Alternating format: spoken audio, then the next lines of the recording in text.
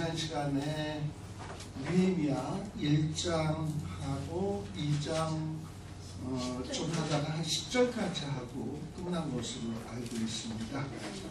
오늘 한 11절서부터 하는데요.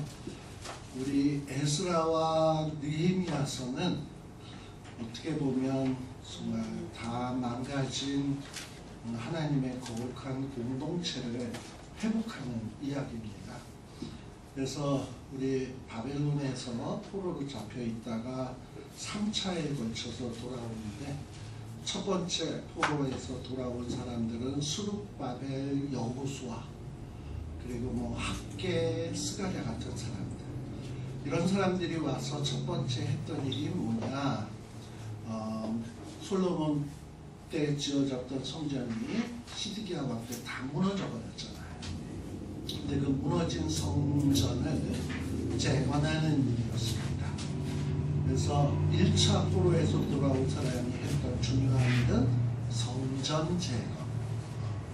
그리고 그로부터 이제 또 세월이 지나서 2차 포로에서 돌아오는 사람들이 있습니다. 1차 포로는 돌아온 연대가 어떻게 되냐 하면은 538년에 1차 포로로 돌아와서 성전 건축을 했고요.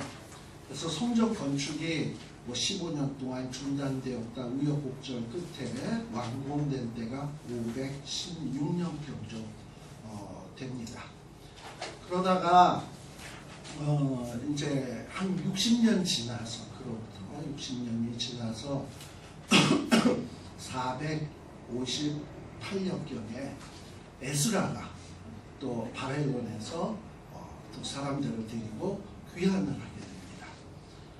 그러니까 성전이 지어진 뒤 60년 뒤에 귀환을 하는 거니까, 그때 에스라는 제사장이잖아요. 제사장은 우리가 알다시피 나이 30에서부터 한 50세까지 일을 하는 때가 한참인데, 그러면 성전 지어진 뒤에 60년이 지나서 오는 거니까 아마도 에스라는 성전 지어진 뒤에도 한참 있다가 포로지에서 태어난 사람이에요. 그러니 에스라는 어떻게 보면 포로로 잡혀간 사람들의 2세, 3세쯤 되는 사람인데, 그렇게 훌륭한 신앙인으로 커가지고 훌륭한 제사장 같은 학사 에스라가 돼가지고 포로에서 2차 포로 귀환으로 458년도에 오게 됩니다. 그래서 에스라가 와서 했던 일은 뭐냐, 이제 성전이 지어지고 많은 사람들이 하나님께서 조금 있으면 만국을 진동시키겠다, 만국의 보배가 오겠다 라고 학개서 2장 6, 7절 말씀에 했는데, 만국의 보배가 오지 않고 만국을 진동시킬 일이 일어나질 않으니까 성전을 짓고 난 사람들이 많이 실망하고 낙심하고 오징어 빨아 널어놓은 것처럼 축 처져 있었던 것 같아요. 근데 이런 어떤 예루살렘의 정말 한심한 모습을 포로지에서 소식을 들었던 박사 에스라는, 내가 이런 일을 회복하는 일에 좀 쓰임받아야 되겠다 생각을 해서 열심히 율법을 연구하고, 그리고 본인이 열심히 율법의 말씀을 준행하고, 그리고 자기가 연구하고 준행하면서 깨달은 바들을 백성들에게 가르치기로 결심을 해가지고 포로지에서 성전 지어진 뒤 60년 뒤에 한참 지나서 돌아와가지고 이스라엘 백성들의 이 공동체에 있는 사람들에게 부흥의 불길을 일으키는 일을 하게 되는 거예요. 그래서 이 에스라가 하는 중요한 일은 포로지에 있는 공동체 사람들의 그 신앙을 북돋우는 일이 에스라의 주된 사명이었습니다. 근데 그로부터 또 12년 뒤에 한 445년경에 또 느헤미야가 바벨론 포로지에서 귀환하게 되는데, 이 귀환하는 게 소위 3차 포로 귀환이 되는 거예요. 근데 우리 지난 시간에 얘기했습니다만, 느헤미야가 귀환하게 된 중요한 이유는 성전도 재건되었고 사람도 부흥을 했는데 예루살렘 성전 그 주변에 있는 이런 성읍들이, 성벽들이 너무 많이 훼손되고 무너지고 이렇게 되다 보니까 주변에 있는 사마리아 사람이나 모압 사람이나 암몬 사람이나 이 이방인들이 시도 때도 없이 예루살렘에 쳐들어와서 예루살렘에 있는 백성들을 괴롭히고 힘들게 하다 보니까 이 성전 지어지면 뭐합니까? 그리고 뭐 사람 개혁하면 뭐합니까? 자꾸 이방인들에게 시달림을 받는데 어떻게 그 거룩한 공동체로서 그 역할을 제대로 발휘할 수 있겠어요? 그런 소식을 듣고선 느헤미야는 너무너무 마음이 아파서 하나님 앞에 기도하기 시작을 했고 그 기도의 응답으로 왕의 어떤 귀한 허락을 받아내죠.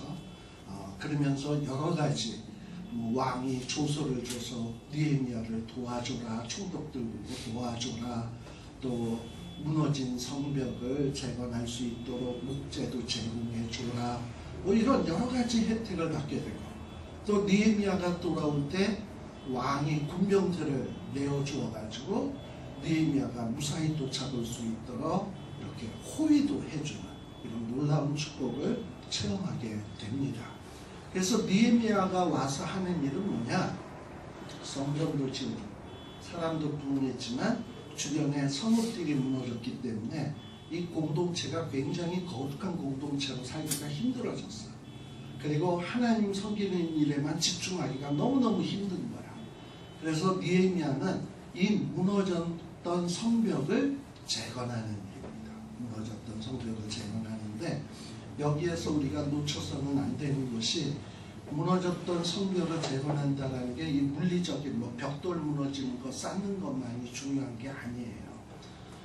이스라엘 백성들의 하도 침략을 당하고 어려운 일들을 많이 당하다 보니까 성전 지어지고 사람도 부흥했지만 이 부흥된 사람들이 시간이 지나면서 마음들이 너무 많이 무너지고 신앙이 너무 많이 무너졌단 말이지.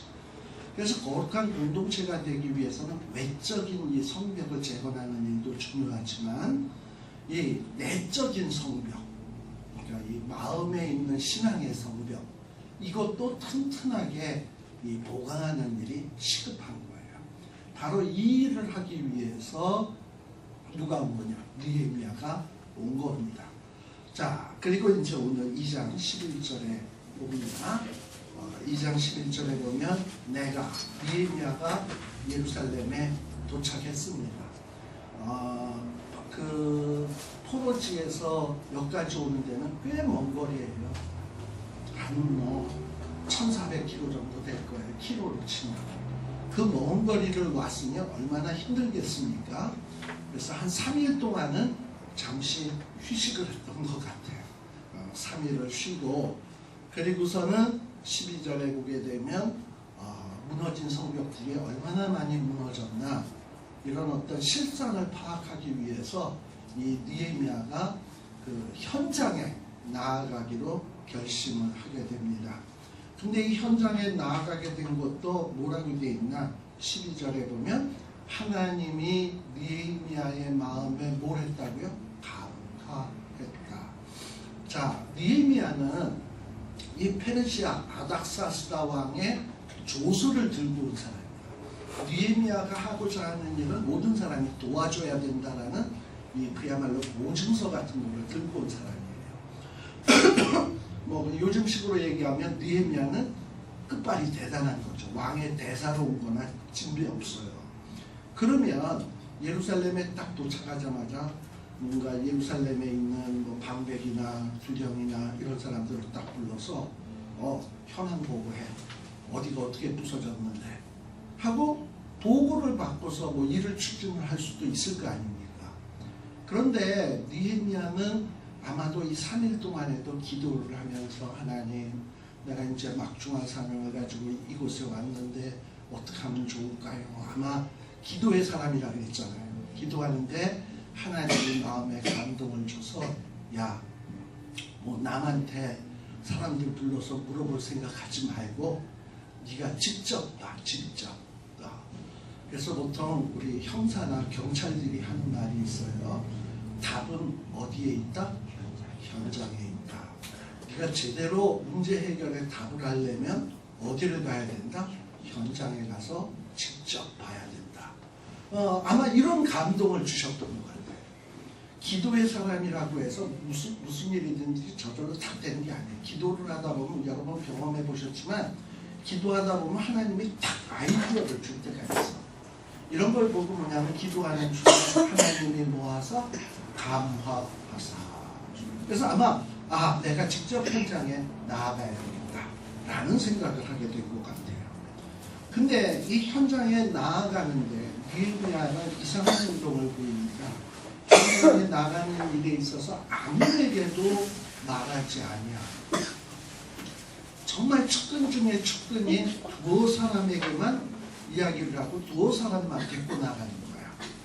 그리고 나아갈 때 누구만 나귀를 타냐 하면 느헤미야만 나귀를 타고 딴 사람들은 나귀를 타지 않았어. 아마도 모든 사람이 세 사람이 다 나귀를 타면은 너무 눈에 띄기가 쉽잖아.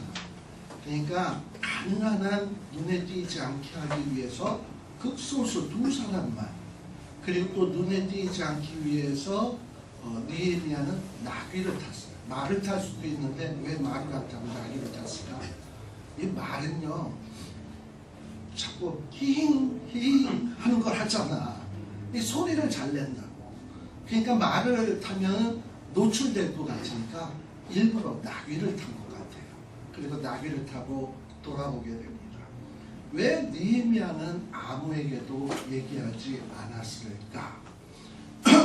아마 지금 이 성벽 재건하는 일에 가장 정말 성벽 재건하는 일을 반대하고 방해놓고 싶은 사람은 누구냐면 지난번에 얘기했던 산발락과 도비아입니다. 이 사람들은 성벽 재건되는 게 싫어.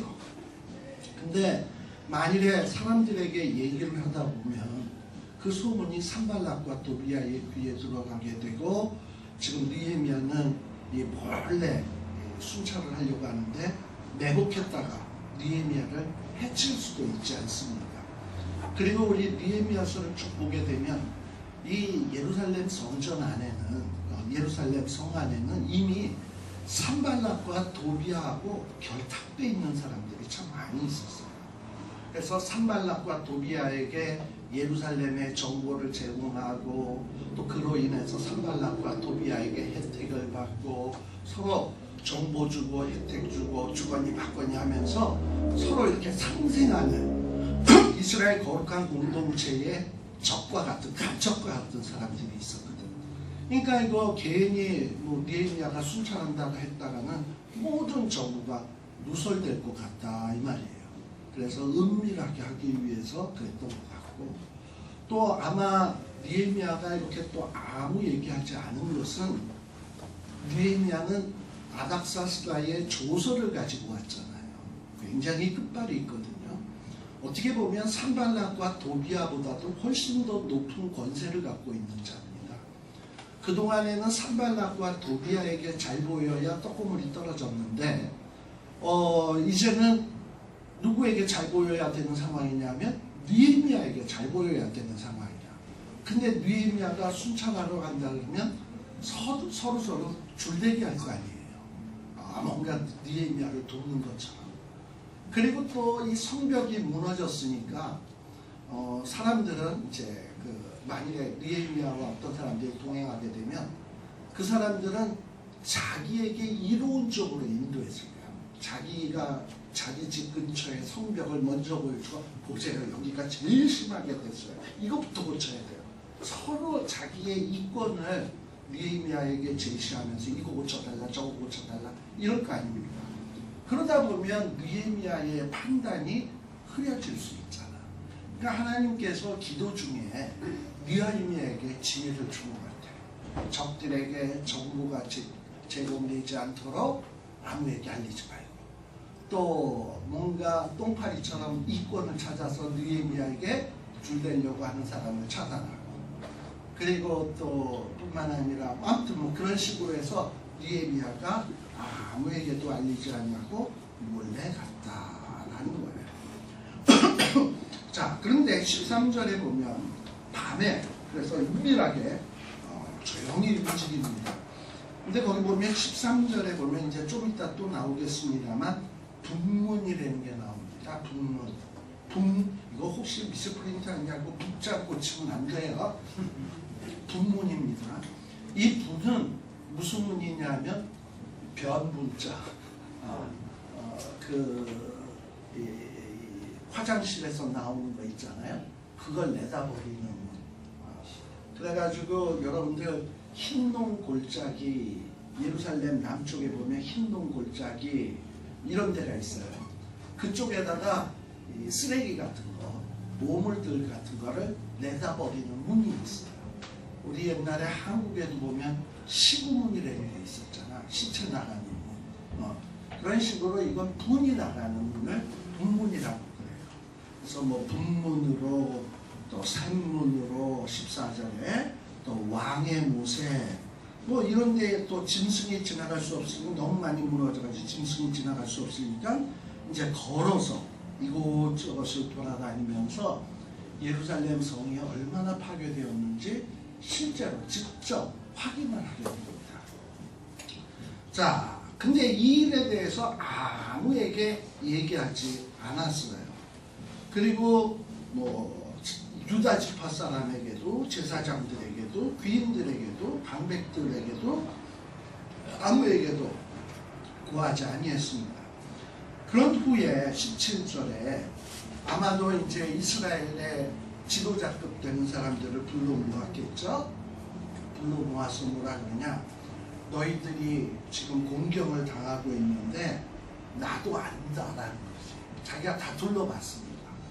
만일에 느헤미야가 이 현장에 나가보지 않고 야 예루살렘 이게 황무하고 너희들이 지금 공경에 처하고 수화되었으니 우리 예루살렘 성을 중건하자 이러고 만일에 느헤미야가 현장 답사를 안 하고 얘기를 했다면 그 예루살렘에 있는 사람들은 그 성읍의 상황을 너무너무 잘 하잖아.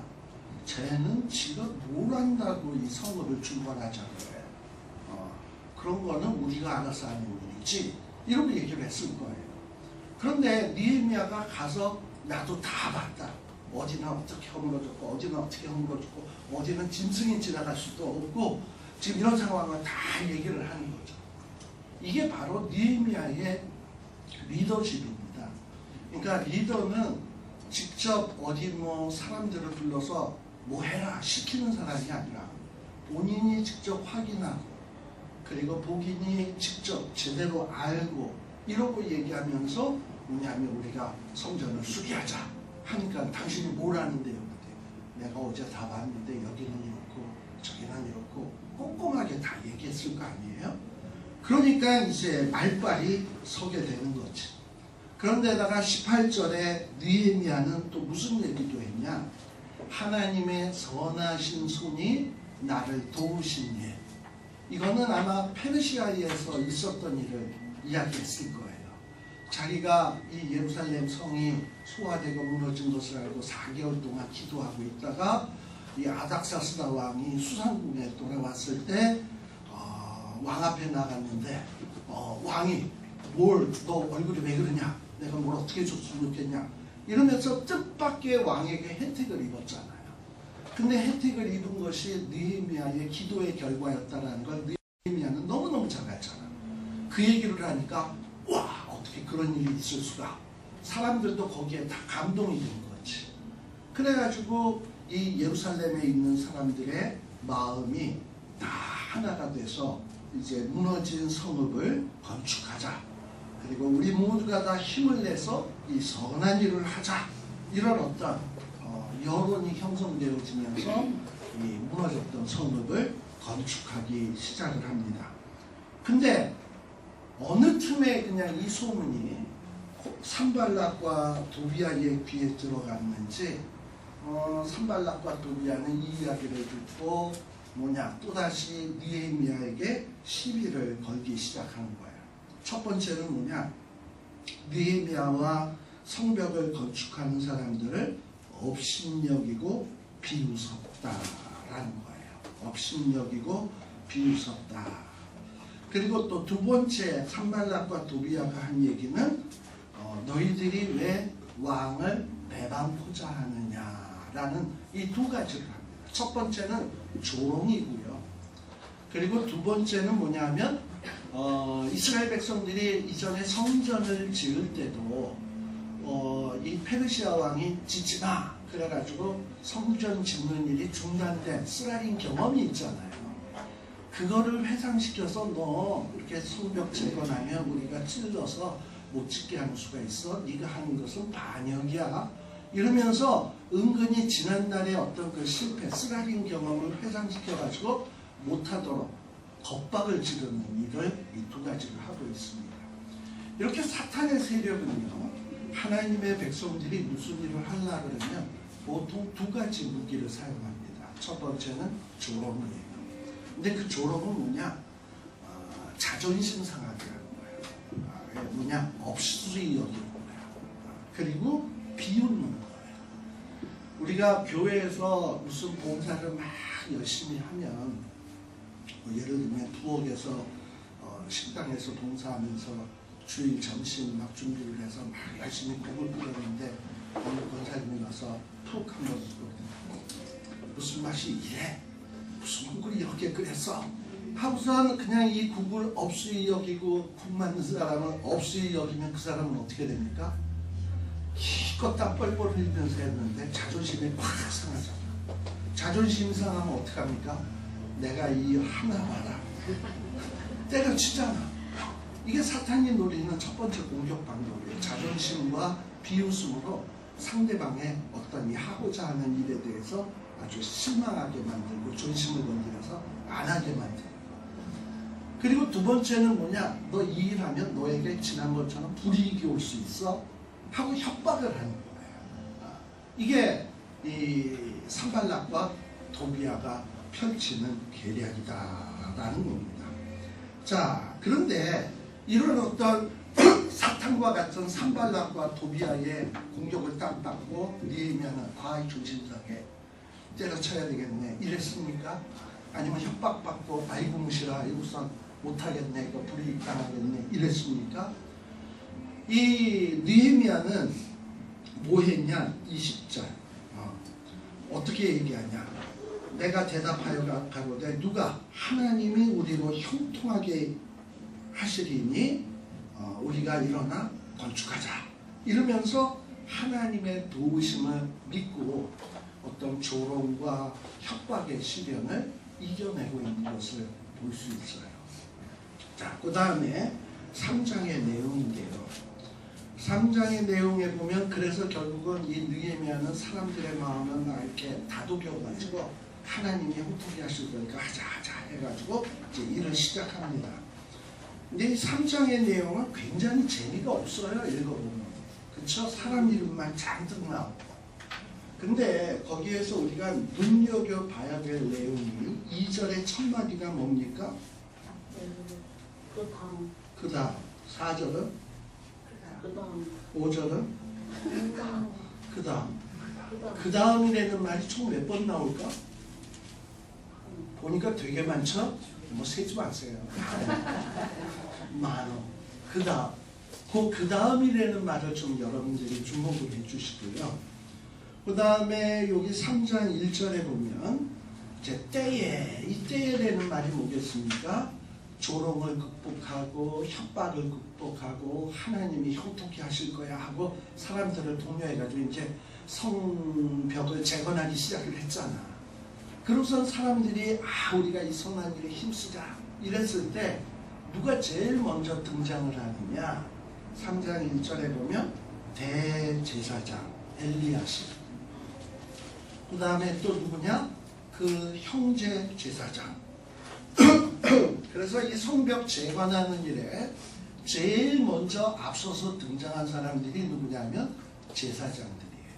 대제사장과 제사장들.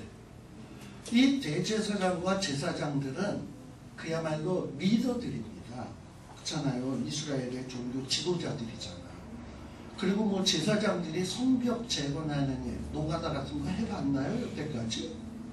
노가다에도 전혀 해본 적이 없는 사람들이야. 그런데 성벽 재건하는 일에 난 노가다 한 적 없어. 그냥 제사 드리는 일에만 전무하면 돼. 성벽 건축은 니들이 해. 이게 아니라 이 가장 신앙의 지도자인 대제사장들이 먼저 팔을 걷어붙이고 성벽 재건하는 일에 나섰다라는 거예요. 이게 바로 성벽 재건에 있어서 지도자들의 리더십입니다. 솔선수범. 그래가지고 이 대제사장 엘리야십이 제사장들하고 먼저 이 양문이라는 것. 양문은 어디가 양문이냐면, 보통 양문을 뭘 양문이라고 그러냐면 이 그 재물 양 있잖아요. 양을 예루살렘 성전 안으로 이렇게 갖고 들어올 때 양문을 통과하게 돼 있어. 그래서 그 재물을 갖고 들어오는 그 벽이 다 무너졌어요. 그러니 제사가 제대로 된 리가 있었겠습니까?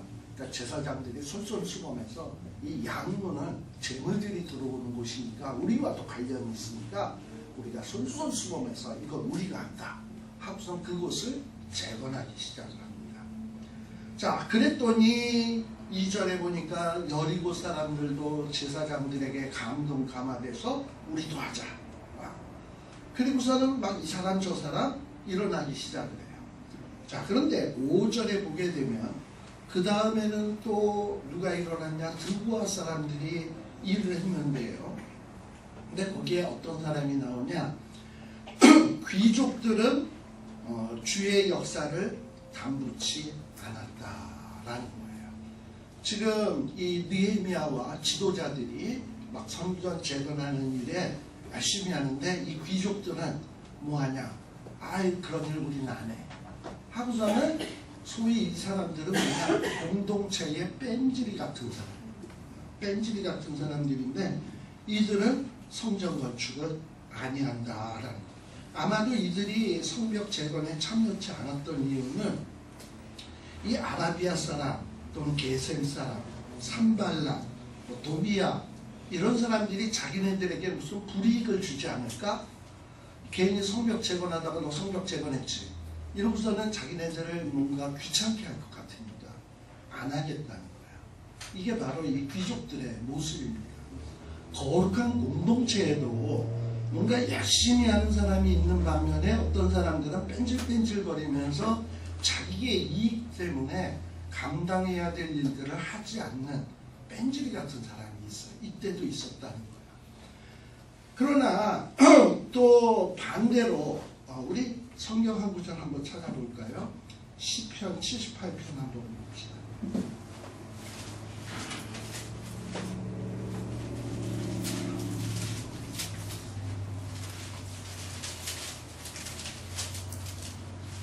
시편 78편 8절.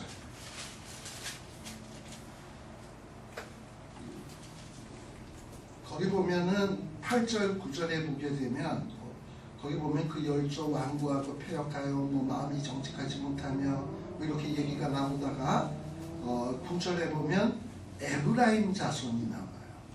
이 에브라임 자손은 병기도 갖추고 활도 가졌는데 전쟁의 날에 물러갔도다 라는 얘기가 나와요. 이 얘기는 어디에서 나오는 얘기를 생각하시면 되냐 하면 사사시대 때 여러분들 기드온이라고 하는 사사 아시나? 기드온이라는 사사가 300명의 용사로 미디안의 군대들을 다 무찔러 버렸잖아.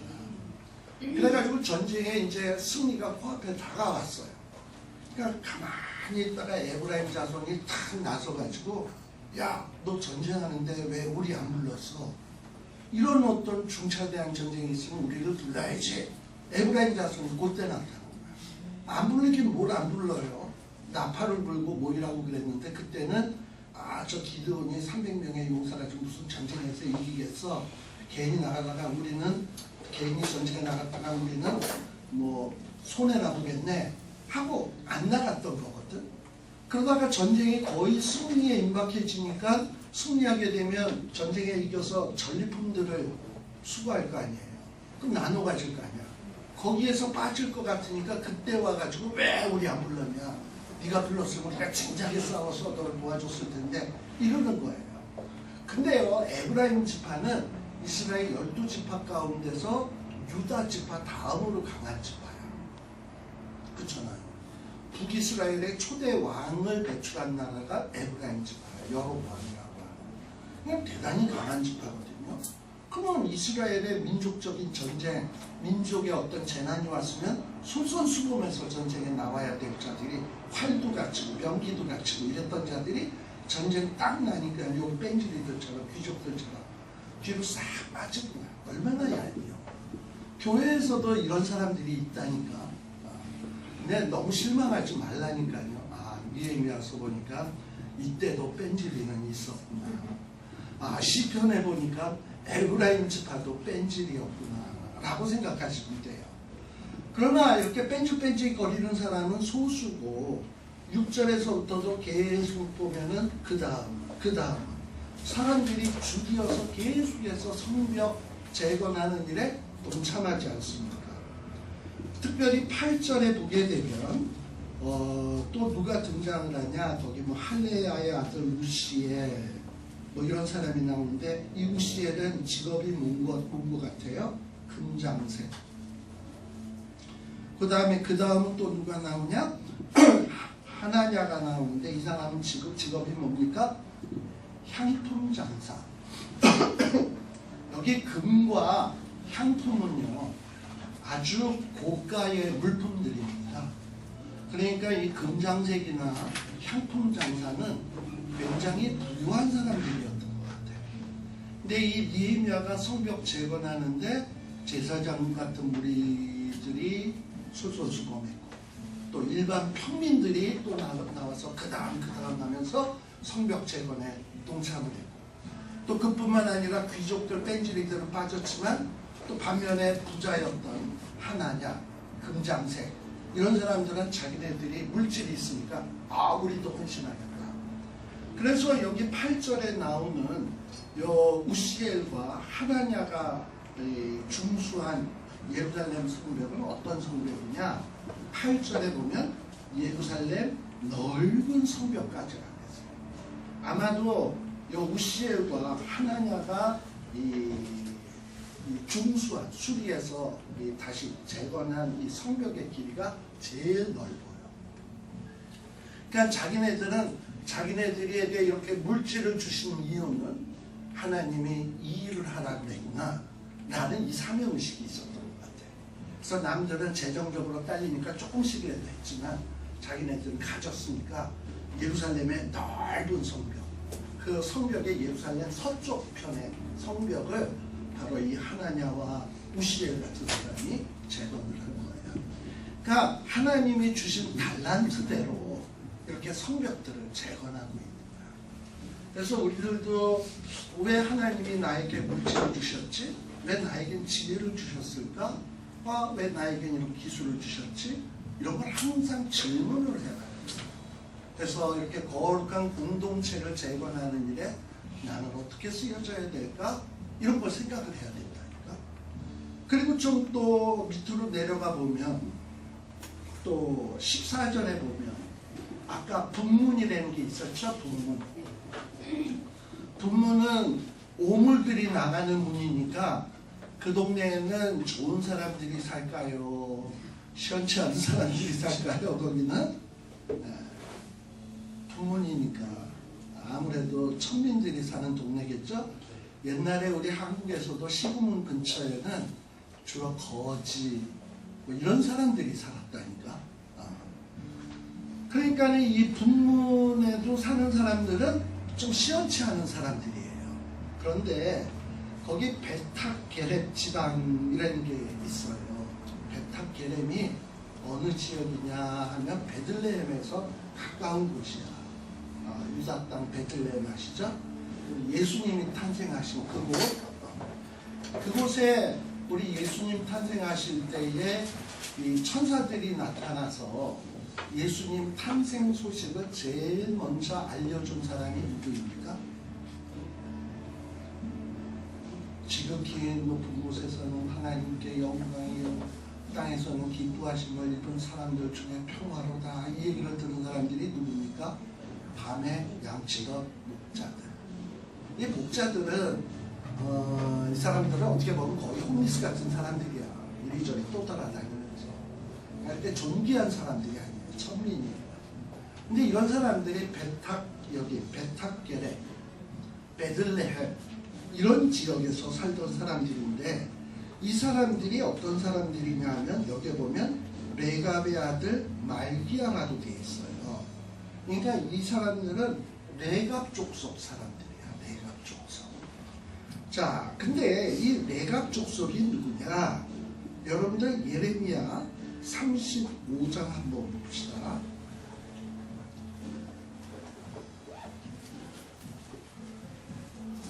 예레미야 35장 2절.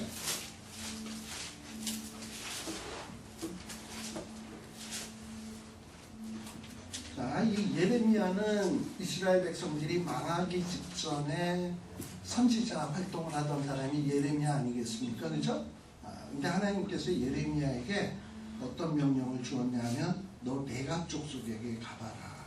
그리고 그들에게 뭔가 그들을 데려다가 포도주를 레갑 족속에게 마시워라 라는 명령을 줘요. 왜 하나님께서 갑자기 뚱딴지같이 예레미야 선지자에게 레갑 족속에 가서 이 레갑 족속 사람들에게 포도주를 마시우라라는 이런 명령을 줬냐 하면 사실 예레미야는 눈물의 선지자 아닙니까? 백성들이 타락하고 이스라엘 백성들이 타락해서 이제 남은 결과가 뭐야? 이제 멸망인 것밖에 멸망이 너무 눈에 선하게 들어오잖아.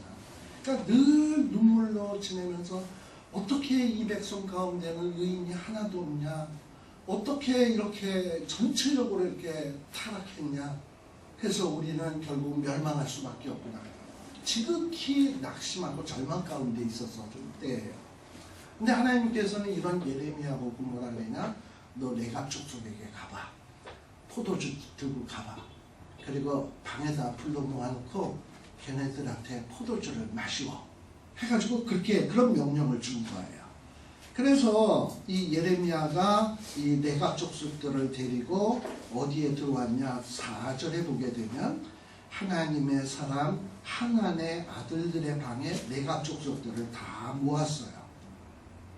그리고 5절에 레갑 족속들에게 포도주를 탁 내어놓고 야 너희들 그거 마셔 하고 얘기했더니 레갑 족속들이 뭐라고 얘기하냐? 그들이 레갑 족속들이 우리는 포도주를 마시지 아니하겠습니다. 왜냐하면 우리의 성조 요나답이 조상이 우리에게 명하여 이르기를 너희와 너희 자손은 영영이 포도주를 마시지도 말며 포도주 먹지 말며 또 뭐도 하지 말며 집도 짓지 말며 파종은 씨 뿌리는 거죠. 파종도 하지 말며 포도원을 재배치도 말며 어떻게 살아라? 평생 장막에 거처해라 라고 이 요나답이라고 하는 조상이 얘기했어요. 그리하면 너희들이 우구하는 땅에서 너희의 생명이 길리라. 그래서 조상이 이 레갑 후손들에게 몇 가지 중요한 유언 비슷한 어떤 항목을 제시했단 말이에요. 첫째, 포도주 마시지 말아라. 집 짓지 말아라. 씨 뿌리고 농사 같은 거 하지 말아라. 포도원도 재배하지 말아라. 평생 어디에 거해라? 장막에 떠돌이 생활하라는 거예요. 근데 장막에 거하면서 자기네들이 먹고 살 수 있는 할 수 있는 방법은 유일한 것이 있다면 목자 생활하는 거예요. 목자 생활. 그래서 이 레갑 족속은 뭔가 이 당시에 예루살렘의 어떤 이 타락한 도시에서 타락한 생활을 하지 말고 포도주 안 마시고 거룩하게 자기를 구별하는 거예요. 다른 사람처럼 뭐 경제 활동을 하다 보면 때가 묻을 거 아니야. 그러니까 분리해서 장막에 거하면서 농사도 안 지면서 양만 치면서 사는, 그러면서 거룩에만 힘쓰는 삶을 살게 된 거예요. 근데 이 요나답의 후손 레갑 족속이 이 약속을 계속해서 지키고 있는 거예요. 예레미야 때서부터 시작해서 지금 어느 때까지 이 느헤미야 때까지. 그래서 이들은 바로 아까 베들레헴 그리고 아까 베타게레 그 근처에서 양치는 생활들을 하고 있는 사람들이에요. 근데 이런 사람들이 무슨 돈이 있겠어? 무슨 신분이 대단하겠어? 그런데 성전을 재건한다 그러니까 뭐 제사장도 나서고 금장색도 나서고 향품 장사도 나서고 우리도 하겠다. 그러면서 베타게렙의 정말 힘없는 목자들도 자신의 최선을 다해서 이 성전 재건하는 일에 힘을 보태는 거야. 근데 이렇게 경건한 어떤 이 목자들이 결국은 뭐를 제일 먼저 접하냐? 메시아 탄생 소식의 그 기쁜 소식을 제일 먼저 접하게 되는 거예요. 그래서 많은 학자들이 예수님 탄생 시에 어떤 양을 치던 목자들은 누구냐? 아마도 이 베타게렙 또 베들레헴 근처에서 양을 치던 목자들인데 이들은 그 선조가 누구냐? 네갑 족속. 또 그 위에 선조는 누구냐? 요나단. 그래서 이렇게 하나님 앞에서 거룩하고 정결하게 살려고 하는 자에게는 하나님이 놀라운 기쁨의 소식들을 제일 먼저 알려주신다는 거예요. 근데 이런 사람들이 역시 성전 재건하는 일에 완전히 이렇게 또 솔선수범해서 했다라는 게 참 놀랍죠. 이런 자들이 되어야 되지 않을까. 그러면서 그 다음에도 보면 여러 사람들이 이렇게 성전을 건축하게 된, 성벽을 다시 재건하게 되는 모습을 보게 됩니다. 사실요, 이 성벽을 재건한다. 사실 이 당시에 산발락과 도비아는 어떤 사람들이냐 하면은 철저하게 어떤 자기의 이익만을 위해서 사는 사람들이야. 사마리아의 총독으로 있으면서 뭔가 예루살렘에 있는 사람들을 괴롭혀서 뜯어내고 이러던 사람들이야. 그리고 또 예루살렘에 있는 귀족들도 어떤 사람들이냐? 그들이 지배계층이긴 하면서 어떻게 해서든지 산발락과 권력을 결탁을 해가지고 서로 정보를 주고 이득을 받고 하는 이런 어떤 철저하게 이득만을 생각하는 사람들이에요. 이들은 거룩한 공동체에는 관심이 없습니다. 자기의 이익을 위해서 어떻게 해서든지 수단과 방법을 가리지 않는 자들이고, 그렇기 때문에 이들은 항상 어떤 의식을 갖고 있냐? 자기가 가진 권력을 놓으면 안 돼. 왜냐하면 자기가 이익을 얻는 소스가 없어지잖아.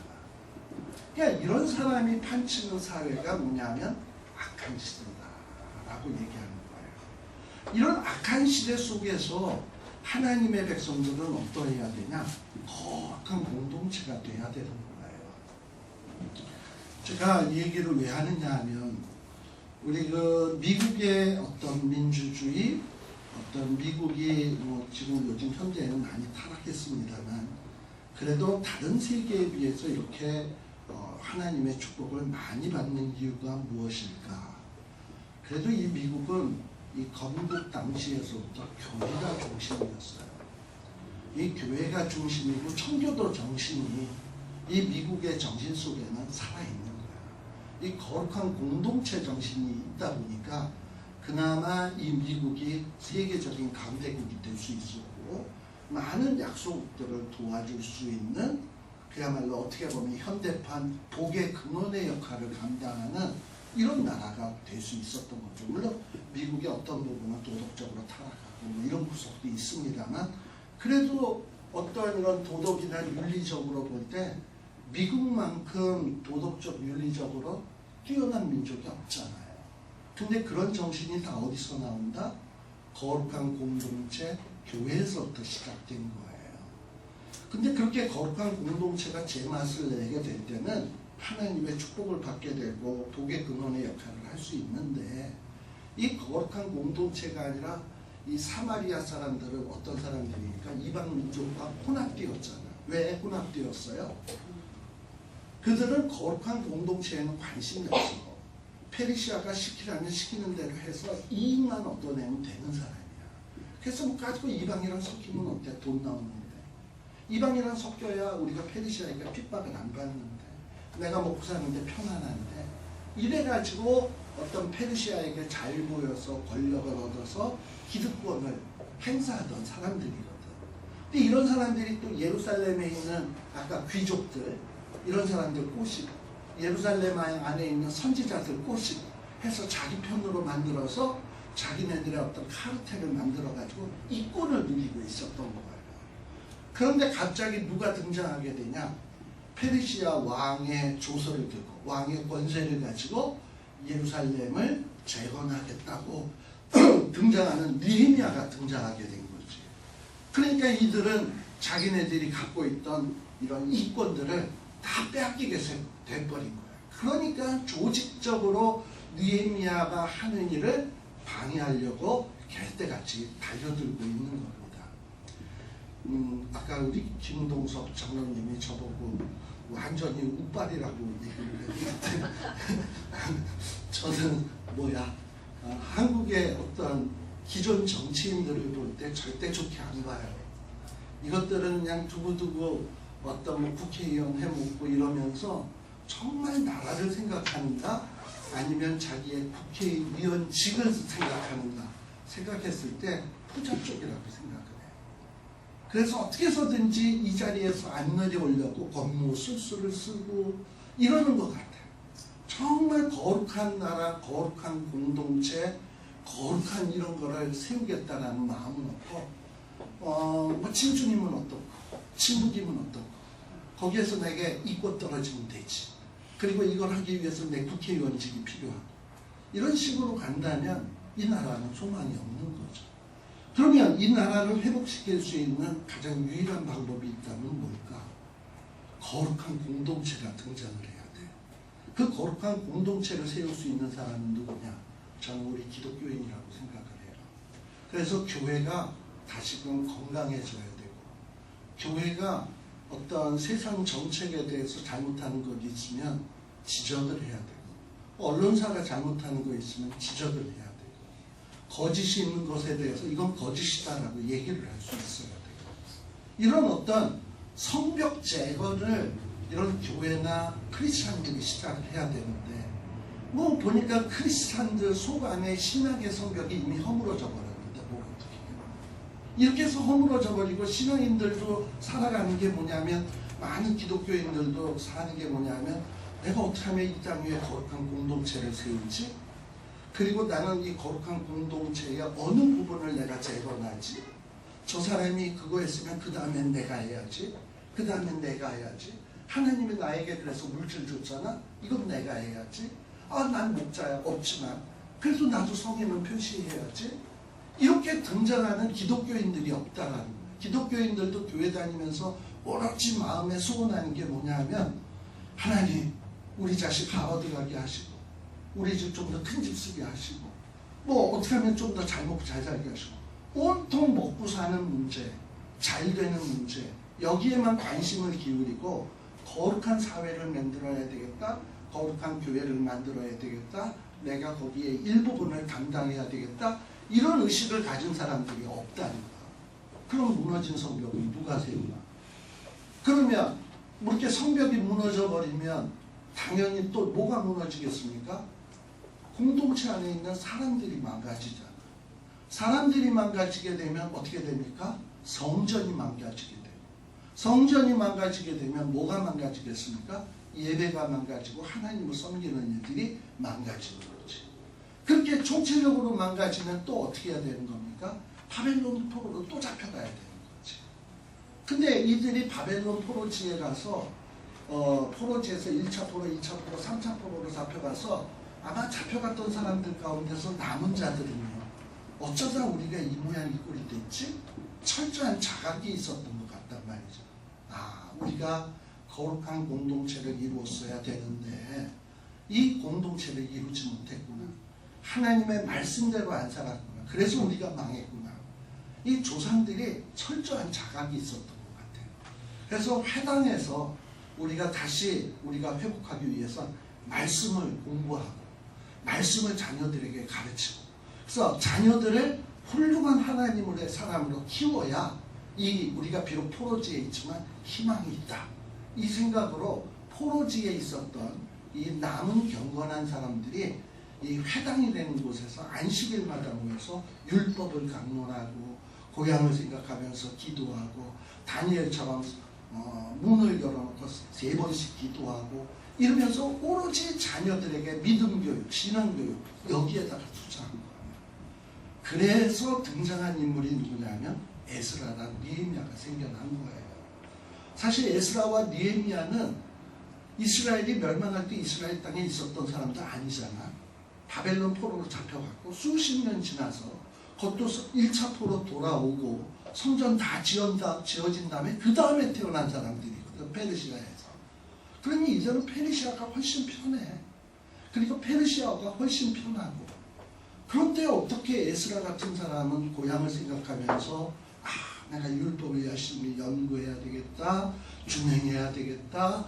이걸 내가 고향 땅에 돌아가서 사람들에게 가르쳐야 되겠다. 지키게 해야 되겠다. 이런 마음을 가질 수 있냐 말이죠. 또 느헤미야도 예루살렘 성벽이 다 부서져 가지고 황폐화되었다. 그래서 거룩한 공동체가 무너지기 일보 직전이다 라는 생각을, 이런 말을 듣고 통곡을 하고 기도를 했잖아. 자그마치 4개월 동안이나. 어떻게 느헤미야 같은 사람이 생겨나냐 이 말이죠. 저는 포로지에 이름 없고 우리가 알지도 못하는 느헤미야의 아버지, 에스라의 아버지, 그들이 머릿속에 다 떠오르는 거야. 그들이 그 포로지에서 어려운 데 있으면서 오로지 무슨 교육? 우리가 살 길은 거룩한 공동체, 거룩한 말씀 공동체.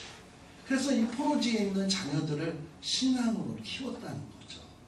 그리고 그 키워진 그 에스라와 느헤미야 같은 사람이 고향 땅에 돌아와서 무너진 거룩한 공동체를 재건하고 있다라는 거예요. 우리 한국은 참으로 안타까운 것이 6.25 때 그리고 우리 1950년, 60년대 찢어지게 가난하니까 이 모든 우리 세대의 부모들이 어떤 마음이었냐? 가난은 물려주지 말자, 아새끼들에게. 그리고 어떻게 해서든지 뭔가 잘 살아보세. 그러고서는 잘 살아보세가 오로지 희망이고 소망이고 꿈이야.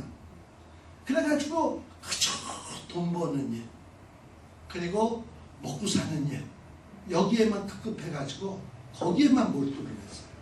그리고 자녀들은 넌 나처럼 괄시받지 말아라 해서 좋은 학교 가라, 좋은 직업 가져가, 그런 교육만 시켰지 자녀들에게 말씀 교육, 우리가 살 길은 하나님의 말씀이야. 우리나라가 살 길은 거룩한 공동체여야 돼. 하나님의 말씀을 준행하는 이런 나라가 돼야 돼 하는 교육을 너무나도 소홀히 했단 말이죠. 주일날이 되면 자녀들에게 야, 교회는 무슨, 네가 지금 시험이 내일인데 무슨 교회? 왜? 학원 가야지, 뭐 해야지, 이러면서 아새끼들 그저 좋은 학교 가는 기계로 만들고 돈 버는 기계로 만들고 좋은 직업 갖는 데만 관심을 기울였지, 자녀들에게 정말 피를 토하는 심정으로 신앙교육을 시켰나 생각할 때 지금까지 지내온 걸 보니까 그렇지 않더라 이 말이죠. 어떻게 하면 세상에서 출세할까, 좋은 직업 가질까, 이런 교육만 시켰어. 근데 그랬던 자녀들이 이제는 성인이 됐어요. 그들의 마음속에 뭐가 있어요? 거룩한 공동체? 복의 근원? 하나님의 영광을 드러내? 아니요. 지극히 이기적인 인간들만 있는 거야. 그러니까 나라가 이 모양이 되었지. 그러면 이 모양 된 이 나라를 다시 회복을 하려면 어떤 운동이 일어나야 되냐? 정말 이런 총체적인 난국에서 우리 기독교인들이 느헤미야가 통곡을 했던 것처럼 먼저 통곡을 해야 돼요. 그리고서는 우리 자녀들을 정말 믿음을 유산으로 물려주는데 힘을 써야지, 돈 물려주고 집 물려주는데 신경 써서는 안 된다 이 말입니다. 그래야 살아요. 네. 그래서 여기 이름 없는 이 일꾼들, 성전 재건의 일꾼들, 여러분들 여기 3장에 나오는 사람들의 이름 가운데 뭐 제대로 아는 사람이 있나요? 뭐 보면은 아까 얘기했던 네갑 정도? 그리고 나머지는 다 모르는 사람들이죠. 그러나 이들은 어느 한 역사 속에서 우리가 알지도 못하는, 우리가 모르는 그런 평범한 사람들이지만 어떤 예루살렘 성벽이라고 하는 것을 재건해야 되는 일에 팔을 걷어붙이고 정말 희생을 감수하면서 이런 모습을 보입니다. 그래서 오늘날 이 시대에 요 3장에 나오는 이런 인물들의 이름이 오는 우리 시대에는 우리 이름으로 채워야 되지 않을까. 그래서 북문 쪽은 우리 우장로님이, 서문 쪽은 김동석 장로, 그리고 어디서 제일 넓은 구역은 누구가, 그리고 양문은 김철원 목사가, 뭐 이런 식으로 해서 뭔가 거룩한 공동체를 이루어가는 어느 부분에 맡은 바 역할 속에서 그 일들을 감당해야 되지 않을까 하는 이런 어떤 안타까운 심정을 좀 가져봤어요. 그래서 잠시 쉬었다가 그 다음 내용을 살피도록 하겠습니다.